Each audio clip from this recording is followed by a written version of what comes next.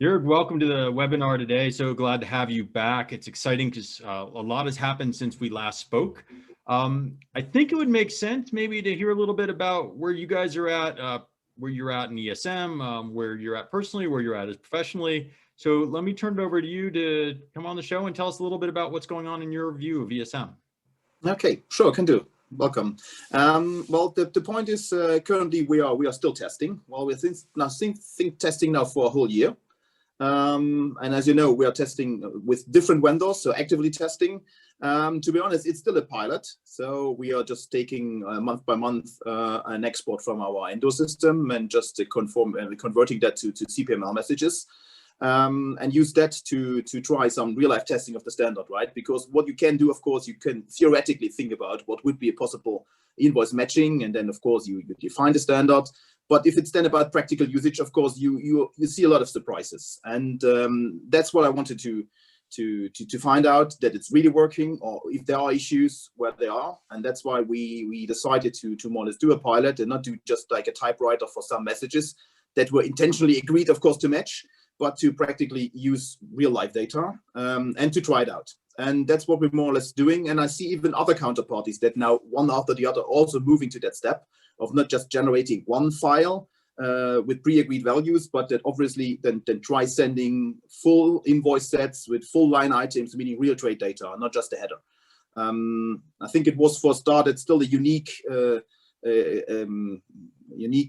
differentiation that we really do that seriously before going live. Yeah, and I think more or less the results show now that we really improve. So we had first full matches, meaning all line items and not just single documents with 2 deals, but several hundred. And at least that shows then that the interpretation of the standard on both sides is equal if it then produce a match. And if not, you find out issues. And that's what we're consistently doing, I think now since 12 months, more or less. So you've been doing, from one perspective, I've heard it called a parallel run. You've been taking data, you've been sharing it, you've been learning along the way. Are you still regularly finding things? Is it getting more consistently better? I mean, what's the progress been, right? I mean, I would expect at a certain point, you've kind of found everything except for corner cases, and now you're trying to get further and further into the corners, is what I would assume, but maybe I'm wrong. Well, in general, for regular, let's say, power and gas fixed price deals, I think we are more or less there. It's just more and more parties also sending in their complete data sets and not just headers, also line items. And then, of course, you see that they're still indeed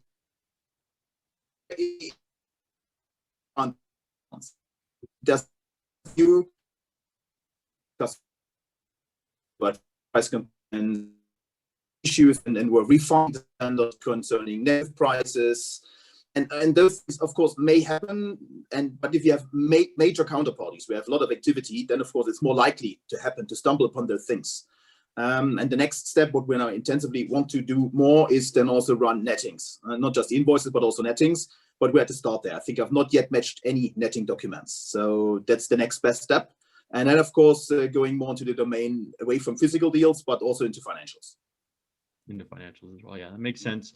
And so I guess, what are some of the learnings that you've seen so far, right? So you've been doing this for a year. You've seen things that didn't match. You've provided feedback into the vendors in the market. What were some of the stumbles? What are some of the gotchas that weren't expected that came up? Well, at least, if you have a look at the standard, that's the aggregation keys, right? And of course, the first thing that still happens with new parties always is that the different interpretation of the master agreement and the version year, which obviously, as long as those do not match, well, both documents do not come together, so you don't even get the differences. So that's still one of the 4 things I would have not thought being so complicated. That what happens regularly. And also then with all those dates, you have delivery start and end date in the invoicing period, you have the underlying contract start and end date. And already, if you have a look at the peak, well, is a yearly peak starting on the first day, if it's not a working day, or not? And those things, that just a different interpretation, or that things are sent differently, that's still what happens regularly. Apart from that, there's also some business-related issue. I think we had counterparties then coming up with different value dates, which were a little bit, let's say, unexpected out of an effort contract, where you would have thought everything is sold out to be paid at the 20th. But besides that, I think those were continuously reappearing things. The rest, I think, is more or less fine. And then it's really special contracts. If you have, for instance, swings with monthly installments, where there was a different interpretation, whether this is in or not in. But I think apart from that, for basic physical power and gas mass business, I think we've gone through it. That's it. Yeah, and I think we see that, right, with RWE, you know, their commitment to be this month's settlement to be in their mainstream commercial, so they've moved to accept that the power and gas is there. I think, as you said, the number of counterparties continues. I think last check I saw 11 on our list of counterparties on the system trying it, and backlog of others. So I expect that to continually to grow. So how has it been, I guess, from the planning? I mean, you guys haven't implemented yet, but the workflow internally, how has this impacted what you do internally, or will it impact what you're doing? Yeah, I think there, of course, I have to make a commitment. Well, we are currently working on a new invoicing system, and that is still in the making. And of course, I was always committed, of course, to go live with eSM as soon as reasonable. But of course, now I have the internal one. I'm currently not going to enhance our old legacy invoicing system to support any sending of eSM messages. That's what we were piloting, so directly generating the test data out of the real live data. But we're not going to use that for real operation. So I'm going to first go live with my new invoicing system, and that will be made capable to natively support eSM, to send out eSM messages and also consume the results of the matching. And then the process integration will happen on our side. So for the time being, we are purely generating documents, and once in a while I even check those results of the matches, but that's still manually. It's not yet feeding back to our process. So for other companies looking to go into that, right? So there's a number in the wings that some we're still waiting till quote unquote it's real. That's occasional feedback I still get, that they've heard about this for some period of time and they're looking to have a real solution in place. What do you recommend? I mean, you know, from a vendor point of view, I'd say, look, if it was me, I would do a settlement cycle or two. I'd get a couple of counterparties that I value on board and just make sure the workflows work, right? At this point, I think that the basic matching should work because it's working for the others. Yeah. But what's your recommendation on the path? I mean, you've been doing it a long time, but it's partly because you've been instrumental in everything from the standard all the way through. So I think you're a little bit unique compared to others that may be coming along now that it's a bit more mature. What do you recommend for folks looking to come online? Do they do a cycle? Do they just sign up and try it? What do you think would be a reasonable approach? Well, I think definitely I would always prefer, even the new party, first, of course, to test one, minimum 1 month, just to generate and to see that everything runs, just to see. Yeah. And then, of course, it's your personal matter of taste, how long you want to test drive. Obviously, you should not test drive for a whole year. If other parties are live and you match with those, then I think you can more and more be convinced that it will run. And of course, internally, you have to check. So far, you are more or less receiving either PDF via email. We are not sending our documents really secure. Well, we do on eSM, but the regular paper process, well, it's not paper anymore. Well, sometimes even invoices are still sent in paper. More advanced is just sending a PDF, and then some even print on their own because they are accounting wants to get a piece of paper. Obviously, that's stupid. Well, you have it electronically, you should stay with it, but you're not having a PDF document anymore. You have an XML result of the process, and you need to ensure that also your downstream process, your accounting department, and in your treasury, whatever, can live with that, because they still want to get the PDF, right? They want to get the document. And obviously, electronic settlement matching is not about first matching and then sending later on still a PDF. While it may help for the start, and I think that's what you internally have to sort out. I think that is what maybe even take longer than just achieving the first match. Yeah, and I think there's incremental steps from everyone, right? I don't know how much you do yourself, or how much that we're doing particularly for you, or your other vendors are doing for you. But even having some OCR capability, or taking some things in and helping people get their aggregation and their documents in place.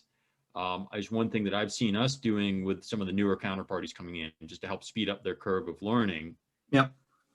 I mean, that's been my experience, that, eventually, as you said, you want your system, and, if you're really an enterprise going into this, you want to do what RWE spent the year doing, which is building the API connections so that you have everything native and this becomes almost transparent to you. But I don't think that many companies are at that spot yet. I think many are still at the point where we've got data, we need to dump it and get in some sort of file format we can use, and then start using it. That's what our experience is. Yeah, definitely. So and then still that means you're not going to have 100% of your counterparties moving to ESM at one point in time, right? And there will be still counterparties that are not going to jump on the train. Well, maybe there's other ways to even try to cooperate with them. But that's why it looks like you still have to ensure that your legacy process is running in parallel, and you have to ensure that your new process is not interfering with that. That you're clear that you're on the one or the other. For the time being, we are looking at like 2 tracks, but it should be. Do you really need to do that? It should not be 2 tracks. That's exactly the point that I wanted to make. For a lot of departments, it looks like 2 tracks, but it should be 1 track. It's either that you leave the fast track and then go via again a document that is not synchronized in the process, and you should come back in on the same way. And I think that strictly depends on how you manage to do that internally. What we have with ESM is we have one standard that defines a format that both parties agree on the same format. But to feed it back in and to ensure that both your PDFs and your XML matches are really feeding in your internal process, is that of course depends on how you have set it up. There are parties that are running directly invoicing from the ETRM. There are parties that are doing that in SAP. EnBW is going to do with an intermediate system in the middle, because there's the flexibility I need. And I also have to invoice with parties that do not even know what ESM is or what other of those EFET standards are about. And of course, that still needs to run. And that's why I'm going to do that in my invoicing layer in the middle, but it may be in your SAP system or your ETRM, where you have to find the right sweet spot to ensure that both ways, so the old-fashioned, let's send a PDF and you have to check a PDF, and the new one, both send in what they expect, and if the expectations match, you're done. That they both run in parallel, and that is the major nut that you have to crack. Yeah, and I see that, from my vendor perspective, right? And you're aware of the products in the market. Fidectis really believes in the single workflow, right? That's one of our mantras. We say that, and it's interesting because I've seen stuff out in the market that says that people don't maybe get that value, where they're saying, well, it's all about interoperability, and absolutely everybody should interoperate just in case. But I also think what I don't want to have happen is I don't want to have 5% or 10% of my cases that decide not to do ESM for whatever reason. They're in the middle of an upgrade, like you described. You're not physically able to do it this year because you have other business priorities. But if I'm your counterparty, it sure be nice if it came in and everything was the same workflow and the same ESM system as it is, right? So you send your document in to me, I can still acknowledge you. I can take it, I can use it just like I would any other document. And from my perspective, it didn't matter that you sent me a PDF. I still see it in my electronic settlement system. I handle it the same way. My disputes are handled the same way. My audit trails the same way, and I respond to you. But it allows me to have a single process, right? And to me, that's pretty powerful. Have you played with that at all yet, or have you started leaning towards that? I mean, I know you said you want to do it on your own systems, but if your ESM system does it, that probably brings you some value as well. Because what I fear is there's some people just saying, oh, geez, I've got to wait for interoperability, which, oh, by the way, is making huge strides. But it won't solve that problem of not everybody being on the system, and it doesn't solve all problems. It solves a very specific point problem. Yes, you're totally right. I think that the major important point about interoperability is that regardless which of the vendors, as long as it's committed to the ESM standard, that at least wherever you connect to, that you reach the market, not just a niche of the market. So whoever wants to jump on the train, I think that's the important part. So wherever you integrate to, that you do not have to go with this party, you have to go to that vendor, and with another party to that one, or even with the guest business to that one, so that you not end up in very fragmented environments. I think that's what we have to have a look on, and that's what we're working on in order to really achieve, at least with the both currently known vendors, and I've tested with both of them just to see how it will interoperate, because wherever I will be then for maybe even some part of the time only, I'm not committed for the next 25 years, whatever, that even whatever investment I now take into ESM, that it will help me to reach the whole market. I think that's the interoperability stuff. But the more important part that you already told me, there will be a lot of parties that will never go to ESM. We had a discussion also with eCM, electronic confirmations, right? Which of course were for some year a niche of first 5, then 10, 20, 50. Now it's a lot more. And still, there's other parties in the market that are not using it because they're not having the business, and for them it's just not scaling up, right? If you have several 10,000 deals a month, obviously you cannot run without electronic confirmations. If you run 20 deals a month, well, your story is different. And of course, also those counterparties, they will continue to send PDFs. And of course, if you say yes, you thought about well integrated document workflow that also ensures for those parties to be in one platform. That's pretty interesting.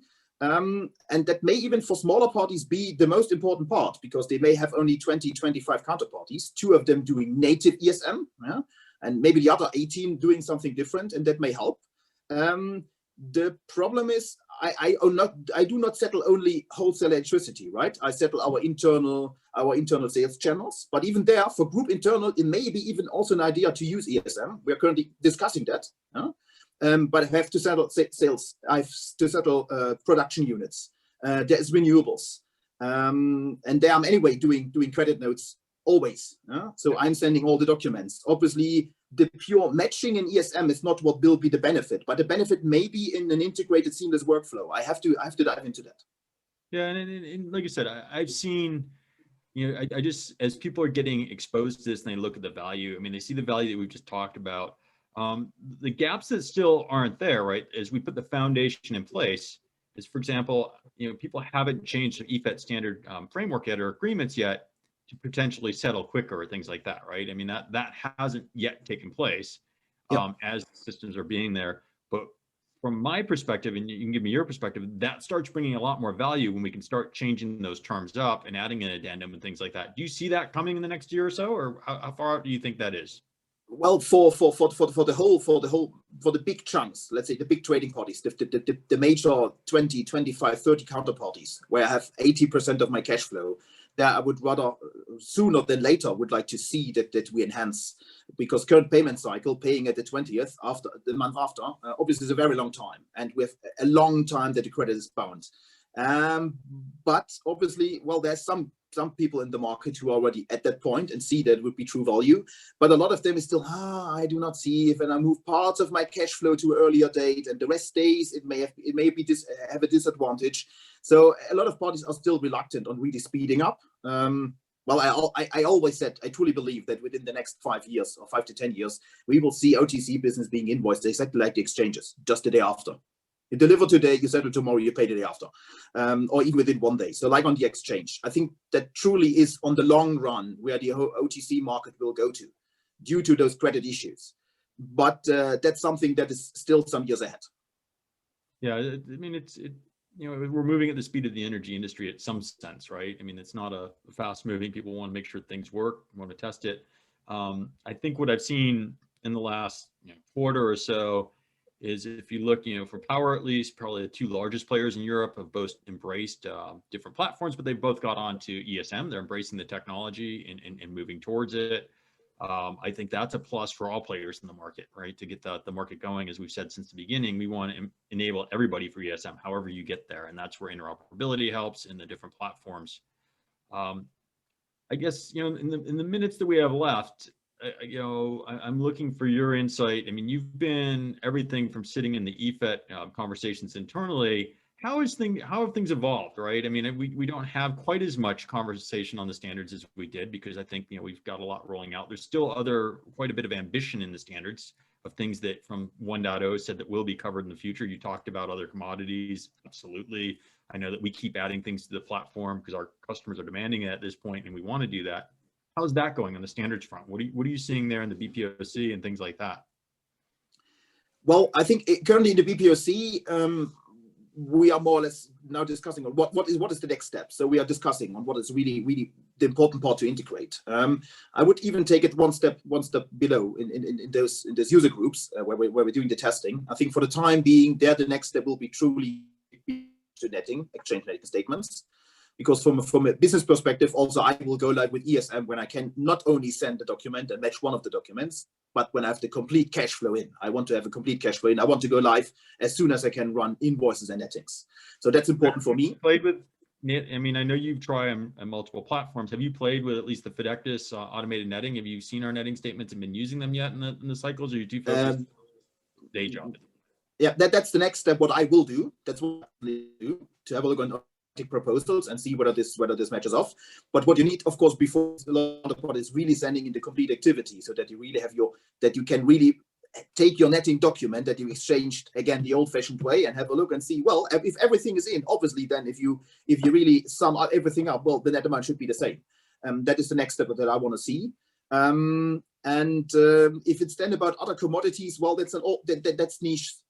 The problem is currently it's still of parties taking part in the testing that are interested is growing.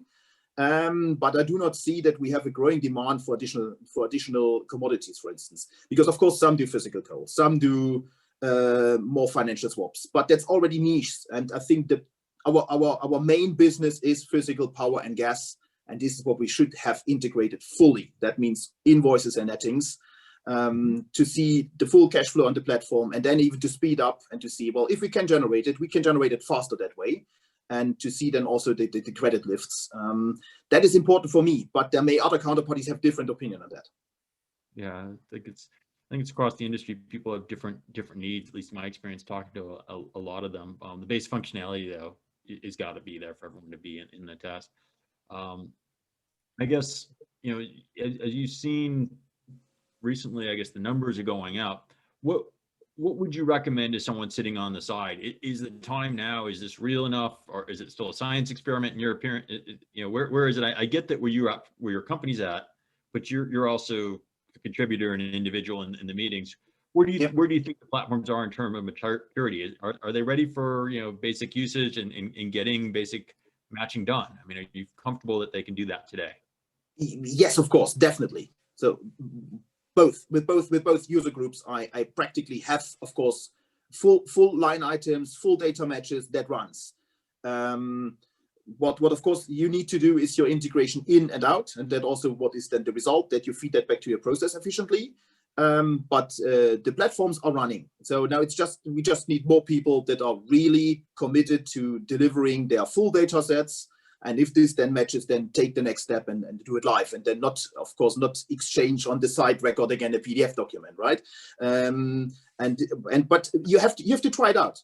Try it out, get confidence, and then, you know, when your internal processes are at the level, then you can go live. And this is where I currently still run, of course, the new invoicing system. That's why my internal processes are not yet with that. But if that would have not been the case, I would have been live already with the first parties. Yeah, and so I guess commitment-wise to try it out. So, you know, as a vendor, I'd say, hey, you know, you can give us a dump. We can help you with it. We can get you maybe 2 hours a month. You could try this thing out. As someone that's not a vendor, what's a reasonable expectation of a time management? If you know, if they're saying, geez, I got so much on my plate, my back office is always backlogged. It's kind of cool, but how much time is this really going to take me to try it? What do you think? Yeah, well, if I have a look on what we did, so we already, of course, since several years running ECM, so electronic confirmation matching, which is CPML, which is the format how you describe a deal, and CPML and it is also part of the ESM. So if you can generate a CPML compliant description of a trade, well, the step towards a description of an invoice to an ESM document is not so much different. So if you already can produce CPML, well, it should be a matter of if you have the right developer. And I have, of course, had the luck that I got the developer that was already developing the CPML sending for ECM documents, for confirmations. And it took us 1 to 2 days for the first pilot. And then, of course, some refinement. So it was just a very small step for our pilot. So this was not much, some days, 5 to 10 days maximum. But only if you already have experience in generating CPML. If you do not have that yet, but I think the majority of counterparties is capable of sending ECM documents, and they should really check what is their capability of generating ECM documents, and the jump onto an ESM document is not so much. So that's why if you have the resources at hand, then it should be just a small step. And then once you have the document, because, you know, as I've already alluded to, we've helped a number of customers get to that stage. Yeah. How long do you spend in a match cycle? Like you all jump on a call, you called it the user groups. So you'll have a run, and now that they're live, I don't know, you know, how they'll look in the future, because, you know, we've got customers doing their live run as well at this point. And so you spend an hour, 2 hours a month. Are you spending like 6 hours a month? What are you spending actually talking to your counterparties and making sure everything's where you expect it? Yeah, well, I would say it's 1 hour of quickly checking the data package for the month and uploading, and then, of course, well, let's say 1 to 2 hours on the 2 platforms I'm currently running for checking the results. And then, of course, not everybody's sending at the same time, so you then step in once in a while, have a look back in and check the results. And I think it's more time than to really have a look on what was the status last time, what changed. but then you use kind of the dashboards and check how many messages are still open. I think it takes more than for a second or third time after 1 or 2 days it takes just 15 minutes just to see what has effectively has changed. I would say I would effectively spend, I don't know, 5 to 10 hours a month after the first generation just to review and have a look. Makes sense. Well, appreciate it. I know we had a tight window of time to talk to you today, so I'm trying to be respectful of that. Anything other thoughts you want before we wrap up for this episode? I think what's important is everybody who's interested should give it a try. You have to try it out and then really see in the system how it looks and get confidence with that. Don't be afraid. Try it. I appreciate you taking the time to come back on. As always, appreciate the insight, because I know you're one of the most active members out there, from everything from the BPOC to the trial and drawing the entire market, and you're always very candid with your feedback. So I appreciate it. Thank you for joining us, and look forward to the next steps with you guys as well. Okay, thank you. Thank you for your time.